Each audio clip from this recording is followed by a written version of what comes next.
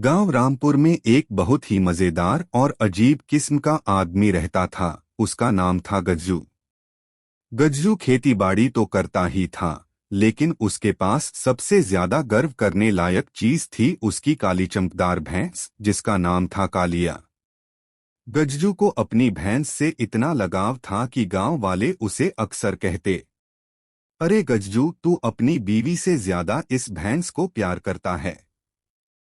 गज्जू हंसकर जवाब देता, बीवी तो डांटती है, मगर कालिया कभी डांटती नहीं। वो तो बस दुधारू है, आरामदायक है और समझदार है। गांव वाले सुनकर पेट पकड़कर हंसते। एक दिन बारिश बहुत तेज हुई। गज्जू का घर तो पक्का था, लेकिन भैंस का जो छप्पर बना था वो बारिश में बह गया। भैंस बेचारी भीगती रही। गज्जू बेचैन हो गया। नहीं, मेरी कालिया ऐसे कैसे भीग सकती है? अगर उसे जुकाम हो गया तो दूध कहाँ से मिलेगा? उस रात गज्जू ने ठान लिया कि अब भैंस के लिए मिट्टी का एक शानदार घर बनाएगा। अगले दिन सुबह सुबह गज्जू फावड़ा, बेलचा, टोकरी लेकर खेत से मिट्टी खोदकर लाने लगा। गांव वाले पूछते, गज्जू क्या कर रहा है? वो अकड़कर बोला, अपने कालिया के लिए महल बना रहा हूं। मिट्टी का महल? गांव वाले चुटकी लेने लगे। वाह, अब भैंस राजा रानी की तरह महल में रहेगी और तू बाहर बरामदे में सोएगा। लेकिन गज्जू ने किसी की परवाह नहीं की। वह दिन रात मेहनत करता रहा। उसने भैंस के लिए एक छोटा सा मिट्टी का घर नुमा गोठ बनाया। उसमें दरवाजा, खिड़की और यहाँ तक कि छोटी सी चौखट भी बनाई। जब घर तैयार हुआ तो गांव वाले देखने आए। किसी ने कहा, अरे, ये तो हमसे भी अच्छा है।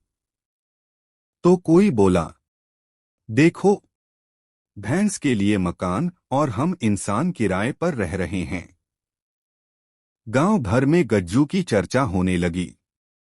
बच्चे भी हंसते हुए गाते, भैंस का घर, मिट्टी का घर, गज्जू है उसका इंजीनियर।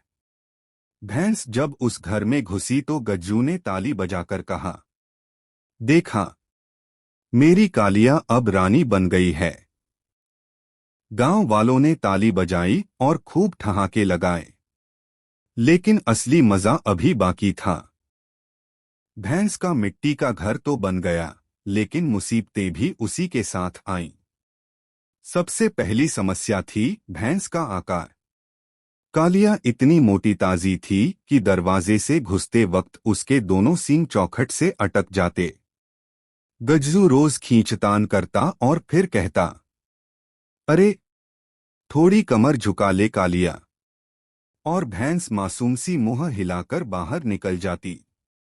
दूसरी समस्या थी भैंस की आदत।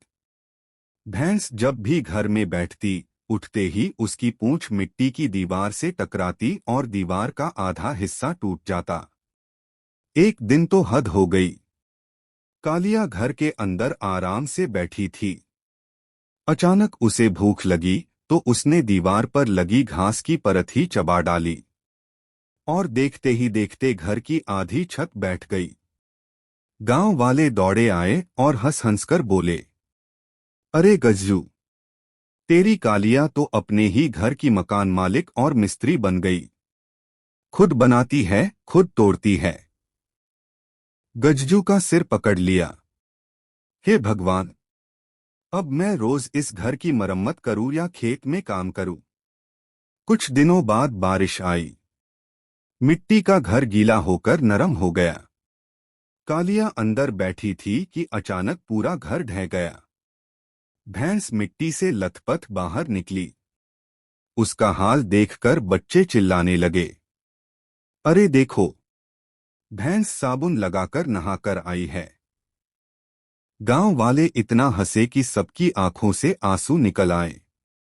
गज्जू भी आखिरकार हंस पड़ा और बोला, चलो कालिया, अब तुझे मिट्टी का नहीं, बांस और लकड़ी का घर बनाऊंगा। मिट्टी का घर तो तेरे लिए ज्यादा कॉमेडी शो बन गया।